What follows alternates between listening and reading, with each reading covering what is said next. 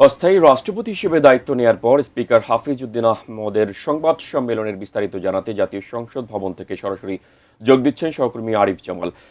আরিফ, রাষ্ট্রপতি নিয়োগের সাংবিধানিক প্রক্রিয়া সম্পর্কেও আমাদের জানাবেন। ধন্যবাদ আপনাকে। কিছুক্ষণ আগেই অর্থাৎ এই যে একটু আগে কিন্তু আপনার নিশ্চয়ই জানেন যে মহামান্য রাষ্ট্রপতির পদত্যাগের যেই খবরটি সেই খবরটি আনুষ্ঠানিকভাবে জাতীয় সংসদের স্পিকার আমাদের ব্রিফিং করে জানান। যদিও সে তার ব্রিফিংয়ের আগেই বিভিন্ন সূত্রে সেই পদত্যাগের খবরটি আমরা জানতে পারি এবং পদত্যাগপত্রটিও আমাদের হাতে চলে আসে। তো মহামান্য রাষ্ট্রপতির পদত্যাগের মধ্য দিয়ে জাতীয় সংসদের যে স্পিকার তিনি ভারপ্রাপ্ত রাষ্ট্রপতি হিসেবে দায়িত্ব পালন করছেন, এই খবরটি আসলে ইতিমধ্যে একটু পুরনো হয়ে গেছে। তো এখন যে বিষয়টি হয়েছে, সংবিধান অনুযায়ী রাষ্ট্রপতির পদ শূন্য হলে, অর্থাৎ রাষ্ট্রপতি পদত্যাগ করলে কোনো কারণে ব্যক্তিগত বা কোনো কারণে যদি পদত্যাগ করেন অথবা মৃত্যুবরণ করেন, সেই কারণ তার ফলে পরবর্তী 90 দিনের মধ্যে রাষ্ট্রপতি নির্বাচনের বিধান রয়েছে সংবিধানে। এইটাই আসলে নিয়ম। সেই নির্বাচন আয়োজনের আসলে ব্যবস্থা করবে নির্বাচন কমিশন।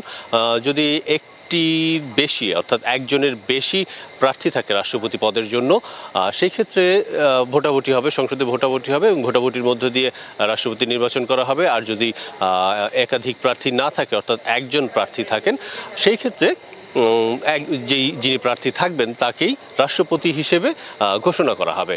তো সেই যে প্রক্রিয়াটি, সেই প্রক্রিয়াটির সম্পন্ন করতে, অর্থাৎ পরবর্তী রাষ্ট্রপতি, বাংলাদেশের 23তম রাষ্ট্রপতির নির্বাচনের ক্ষেত্রে যে সময়সীমা সেটি হচ্ছে 90 দিন। 90 দিনের মধ্যে এই কার্যক্রমটি শেষ করতে হবে। এখন আসলে এই কার্যক্রমটি কবে শুরু হবে, কখনো কখনো আসলে 90 দিন অনেক দীর্ঘ সময়, এতদিন হয়তো অনেক লাগবে না, তার অনেক আগেই হয়তো হয়ে যেতে পারে, কিন্তু সেটা কবে নাগাদ হবে সেটি এখন স্পষ্ট নয়।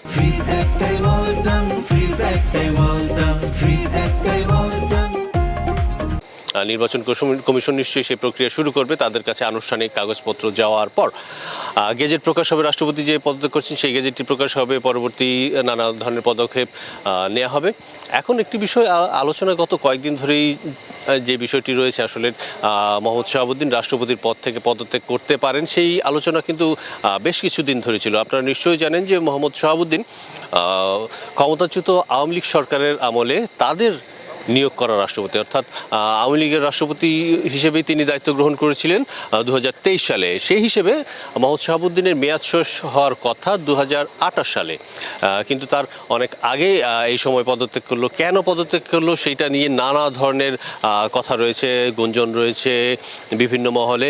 কিন্তু আজকে পদত্যাগ পত্রে যিনি আনুষ্ঠানিকভাবে যেটা জানিয়েছেন যে শারীরিক অসামর্থ্য হওয়ার কারণেই তিনি তার স্বীয় পদ থেকে পদত্যাগ করেছেন।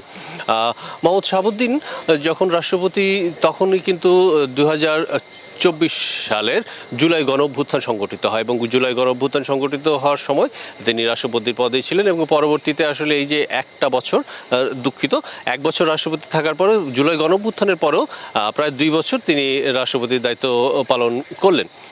জুলাই গণঅভ্যুত্থানের পরে সাংবিধানিক পদগুলোতে বিরাট পরিবর্তন হয়েছিল, অর্থাৎ আওয়ামী লীগ সরকারের আমলে সাংবিধানিক যে পদগুলোতে যারা ছিলেন জুলাই গণঅভ্যুত্থানের পরে, কিন্তু সেই সবগুলো পদ থেকেই আসলে যারা ছিলেন তারা অপসারিত হন অথবা পদত্যাগ করেন বিভিন্নভাবে। কিন্তু আমরা দেখেছিলাম এক্ষেত্রে একমাত্র ব্যতিক্রম ছিলেন রাষ্ট্রপতি, সদ্য সাবেক রাষ্ট্রপতি মোহাম্মদ শাহাবুদ্দিন। তিনি অন্তর্বর্তী সরকারের আমলেও রাষ্ট্রপতির দায়িত্ব পালন করেন প্রায় 1.5 বছর। পরবর্তীতে এই বিএনপি সরকারের এই প্রায় 6 মাস হয়ে গেল তিনি রাষ্ট্রপতির পদেই আছেন। এবং মহামান্য রাষ্ট্রপতির পদত্যাগের পরে স্পিকার, অর্থাৎ যিনি এখন ভারপ্রাপ্ত রাষ্ট্রপতি, তিনি যে ব্রিফিং করেছেন সেই ব্রিফিংয়ে কিন্তু একটি বিষয় বলেছেন, সেটি হচ্ছে যে আওয়ামী লীগ সরকারের আমলে, অর্থাৎ তিনি ভারপ্রাপ্ত রাষ্ট্রপতি হাফিজ উদ্দিন আহমেদ একটি শব্দ ব্যবহার করেছেন, মাফিয়া সরকার, আওয়ামী লীগ সরকারকে। তো মাফিয়া সরকারের আমলে উনি যে শব্দটি ব্যবহার করেছেন, আওয়ামী লীগ সরকারের আমলে নির্বাচিত রাষ্ট্রপতি হলেও তিনি কিন্তু বর্তমানে, অর্থাৎ ত্রয়োদশ জাতীয় সংসদ নির্বাচনের মধ্য দিয়ে যেই সরকার গঠিত হয়েছে বিএনপি সরকারের প্রতি, অর্থাৎ জনগণের ভোটে নির্বাচিত সরকারের প্রতি তার পূর্ণ সমর্থন ছিল এবং তিনি সেই সমর্থন দিয়ে কাজ করে গেছেন।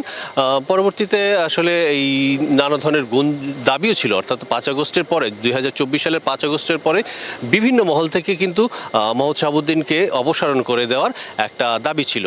বিশেষ করে ছাত্র নেতারা বা যারা ছাত্র গণঅভ্যুত্থানটি করেছিলেন তাদের পক্ষ থেকে অনেক বড় দাবি ছিল, জোরালো দাবি ছিল যে মোহাম্মদ শাহাবুদ্দিনকে তার রাষ্ট্রপতির পদ থেকে সরিয়ে দেওয়া। কিন্তু অন্তর্বর্তী সরকারের সময় সেটি হয়নি। অন্তর্বর্তী সরকারের সময় আমরা একবার দেখেছিলাম যে ক্ষমতাচ্যুত পলাতক প্রধানমন্ত্রী শেখ হাসিনার পদত্যাগপত্র নিয়ে একটি গণমাধ্যমে সাক্ষাৎকার দিয়েছিলেন মোহাম্মদ শাহাবুদ্দিন, এবং সেখানে তিনি জানিয়েছিলেন যে তিনি পদত্যাগপত্র অর্থাৎ শেখ হাসিনার পদত্যাগপত্রটি তার হাতে নেই। তো সেই সময় আসলে ব্যাপক আলোচনা সমালোচনা শুরু হয়েছিল এবং অন্তর্বর্তী সরকারের বেশ রোশানলে পড়েছিলেন মোহাম্মদ শাহাবুদ্দিন। তখন তাকে সরিয়ে দেওয়ার এক ধরনের চেষ্টা আমরা দেখেছি, কারণ ওই ঘটনার পরে তৎকালীন আইন উপদেষ্টা ডক্টর আসিফ নজরুল একটি আনুষ্ঠানিক সংবাদ সম্মেলন করেছিলেন এবং সংবাদ সম্মেলন করে তিনি বলেছিলেন যে মোহাম্মদ শাহাবুদ্দিনের অর্থাৎ তৎকালীন রাষ্ট্রপতির পদত্যাগ করা উচিত, তার সেই পদে থাকার আসলে নৈতিক কোনো অধিকার নেই। কিন্তু আমরা দেখেছি সেই ঘটনার পরও কিন্তু শাহাবুদ্দিন টিকে গিয়েছেন এবং তিনি রাষ্ট্রপতির দায়িত্ব পালন করে গিয়েছেন। এক্ষেত্রে অনেক ধরনের কথা শোনা যায় যে বিভিন্ন রাজনৈতিক টানাপোড়েন বা রাজনৈতিক দলের সমর্থন, বিশেষ করে বিএনপির সমর্থন ওনার পক্ষে ছিল এমন কথা শোনা যায়, এবং যেই কারণে তিনি রাষ্ট্রপতি পদে বহাল ছিলেন। পরবর্তীতে তার অধীনেই কিন্তু ত্রয়োদশ জাতীয় সংসদ নির্বাচন অনুষ্ঠিত হয় গত 12 ফেব্রুয়ারি, যেখানে ক্ষমতাচ্যুত আওয়ামী লীগ জাতীয় পার্টি ছাড়া মোটামুটি বাংলাদেশের সবগুলো রাজনৈতিক দল অংশগ্রহণ করে এবং সর্বজন স্বীকৃত বা গ্রহণযোগ্য একটি নির্বাচনের মধ্য দিয়ে জাতীয়তাবাদী দল বিএনপি বিপুল সংখ্যাগরিষ্ঠতার মধ্যে দিয়ে সরকার গঠন করে। তো সেই সরকার গঠন করার পরও প্রায় এই 5-6 মাস ধরে মোহাম্মদ শাহাবুদ্দিন রাষ্ট্রপতির দায়িত্ব পালন করছিলেন, আর আজকে তিনি পদত্যাগ করলেন এবং এই পদত্যাগের মধ্য দিয়ে আওয়ামী লীগ সরকারের আমলে নিয়োগ করা বা নির্বাচিত রাষ্ট্রপতি মোহাম্মদ শাহাবুদ্দিনের পথচলা শেষ হলো এবং ভারপ্রাপ্ত রাষ্ট্রপতি হিসেবে হাফিজউদ্দিন আহমেদ বীর বিক্রম তিনি দায়িত্ব গ্রহণ করলেন। পরবর্তী রাষ্ট্রপতি নির্বাচিত না হওয়া পর্যন্ত, অর্থাৎ বাংলাদেশের 23তম রাষ্ট্রপতি নির্বাচিত না হওয়া পর্যন্ত হাফিজউদ্দিন আহমেদ বীর বিক্রম বাংলাদেশের ভারপ্রাপ্ত রাষ্ট্রপতি হিসেবে দায়িত্ব পালন করবেন।